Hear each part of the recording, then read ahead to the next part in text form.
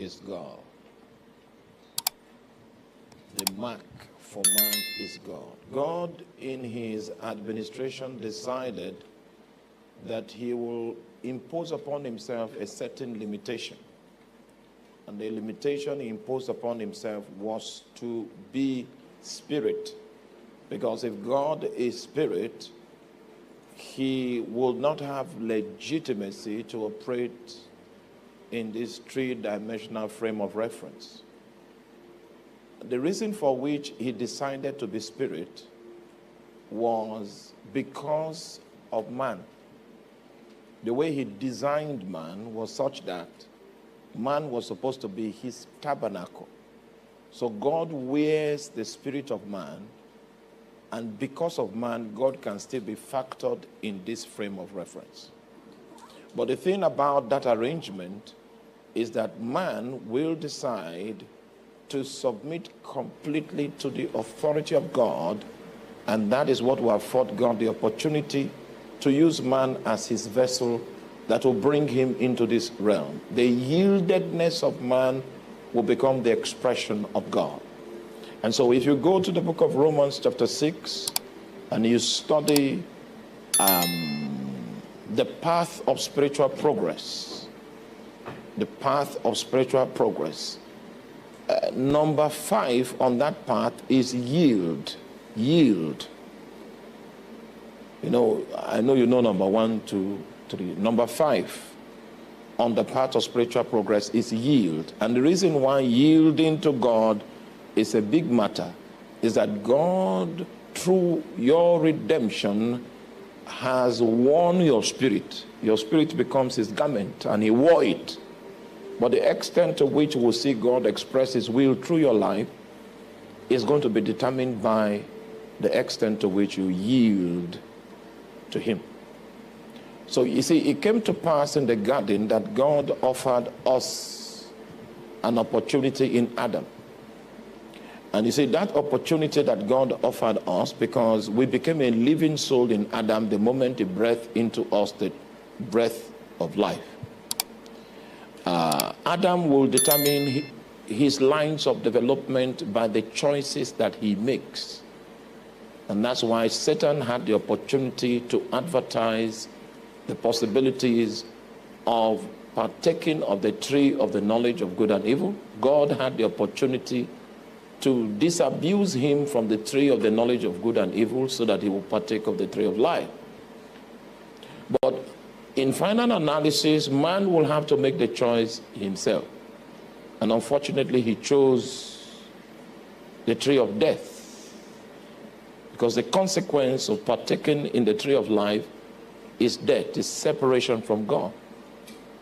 So the objective for which man was created in the image of God was defeated by reason of the stand of dominion, stand of rebellion that Adam decided to take.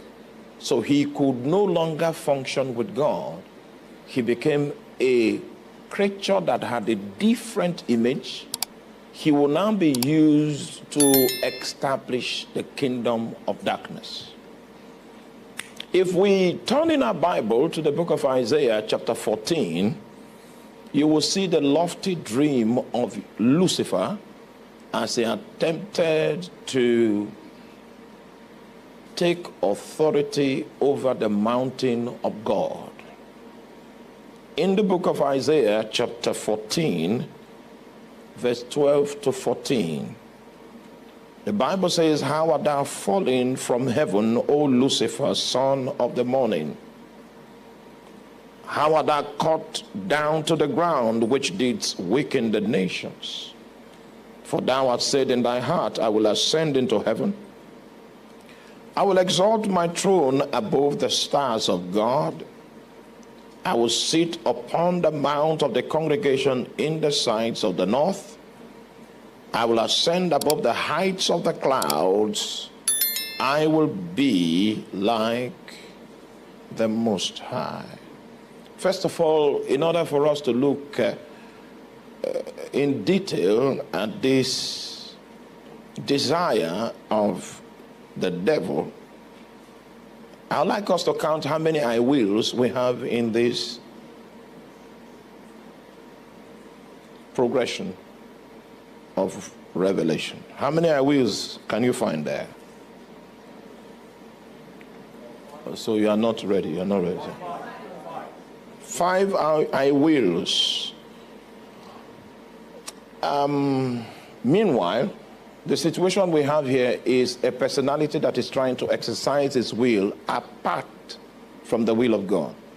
Now, do you still remember the prayer in the book of Matthew chapter 6 verse 9? It said, thy will, thy own will, not my will, but thine own will be done on earth. How is this supposed to be done? In the same fashion as it is found in heaven, without modifications. Just in the same fashion as it is found in heaven. That is the extent to which we are supposed to create prayer opportunities for the will of God to be established in the same fashion upon the face of the earth. Are you there? Now, so God already has a will, and that will has been fully implemented in the heavenlies. Part of what prayer does is to create opportunities for God to be able to have that measure of authority upon the face of the earth to implement his will on earth as it is already implemented in the heavens. It means that in the heavenlies, God can manifest his authority to the fullest extent. Are you there? Anytime we talk about will, we must also talk about authority. Because the reason why the will of God is done in heaven is because God has authority. He can manifest his authority to the fullest extent, and that's why his will is done in heaven. Are you there? So even though you gave your life to Christ, if God cannot exercise his authority over your life, unfortunately, he cannot manifest his will through your life. And that's why the 5th point on the part of spiritual progress that I just mentioned is yield. The extent to which you yield, somebody saying, oh, I want to be a praying warrior, I want to work miracles, I want to do signs and wonders. It's possible. But you see, the possibility of realizing that dream is dependent on how much you yield. So we see Lucifer making known his intention. And this his intention is contrary to the will of God. And the art of exercising your will apart from the will of God, the art of exercising your will contrary to the will of God, the art of exercising your will against the will of God is iniquity. Are you there? The will of God is known, but you are exercising your will against the will of God. The prophetic story that Isaiah told in the book of Isaiah about the fall of Lucifer is tied to a situation where someone exercises his will against the will of God. So the Bible says, how art thou falling? How is it that you could fall? Oh, Lucifer. Lucifer means light bearer. How come? Is it possible for the light bearer to fall?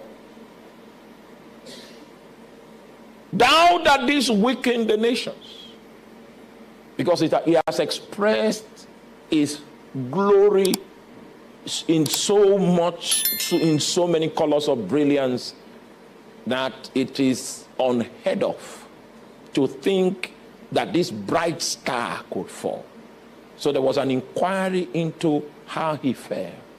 And he fell because he exercised his will against the will of God. Now, you see, are you there? It's not only Lucifer that fell by this trap.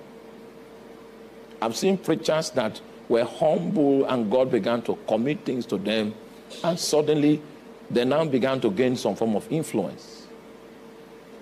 So they started becoming loose, and they accepted principles that were not really Christ principles. Some antichrist technology, some antichrist principles, and it was working for some time, and then they became victims of those principles that they subscribed to, because every principle is connected to a principality. Every principle. And that's why we must be sure that the principles that you are running with are principles that are righteous.